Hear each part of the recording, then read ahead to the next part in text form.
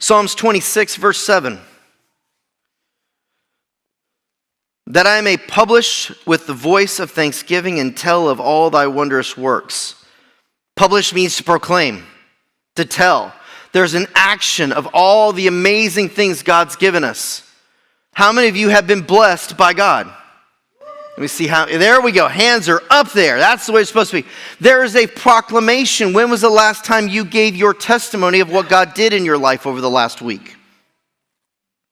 We come up here on Friday nights. We have times of prayer, praise. We ask for testimonies over here in the open mic. And every one of us should have a testimony because God's done something in our life every single week because you're still sitting here breathing. Part of our action, part of our movement in Thanksgiving is to proclaim, what has God done for you lately? What has he done for you today? In our household, I am extremely grateful that the girls on the other side of the pond are doing great. I'm extremely grateful and thankful and full of thanksgiving that my household is doing great. I'm thankful. Zach got into I can't say an accident. A deer ran out and hit him.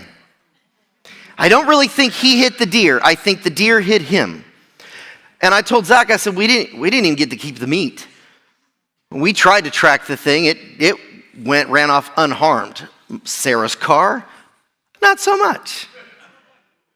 But the important thing is he was okay. There's telling of that testimony. There is a proclamation of what God's done in your life. If he has done something amazing, let me backtrack. If he's done something, anything in your life, part of our thanksgiving is to proclaim and tell it, to make sure people know about it.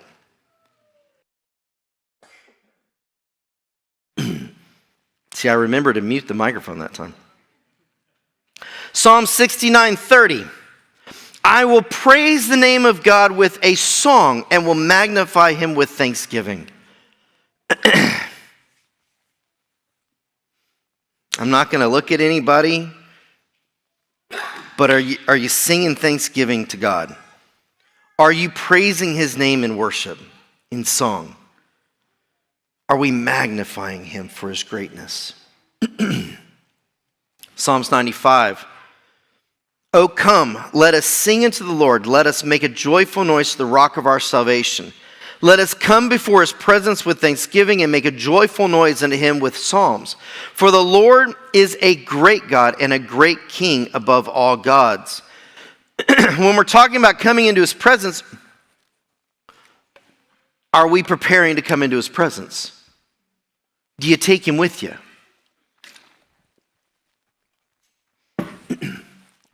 Are you praising him for who he is, that he's a great God? Are we bringing a sacrifice of praise? That thanksgiving in verse 2 is a sacrifice of praise. I remember the old song growing up, we bring the sacrifice of praise into the house of the Lord. Wow, that was off key. But I remember growing up with that, I was like, what is a sacrifice of praise? When you don't feel like it. When your tank's on empty. When you've had a bad day. When the kids have been completely and totally, what's the word I can use? What was the word? Rogue? I like that word. It's a lot better than the one I had. I was thinking the bad side of Minions. You know, when they've gone rogue, when they've gone totally off everything, and you're like, I'm going to pull my hair out, or all the things that I'm trying to think of things I would say that, and none of those are coming to mind that would be good to say in church. Because we're human, because kids sometimes, they stretch us to our absolute limits. So do teenagers. So do sheep.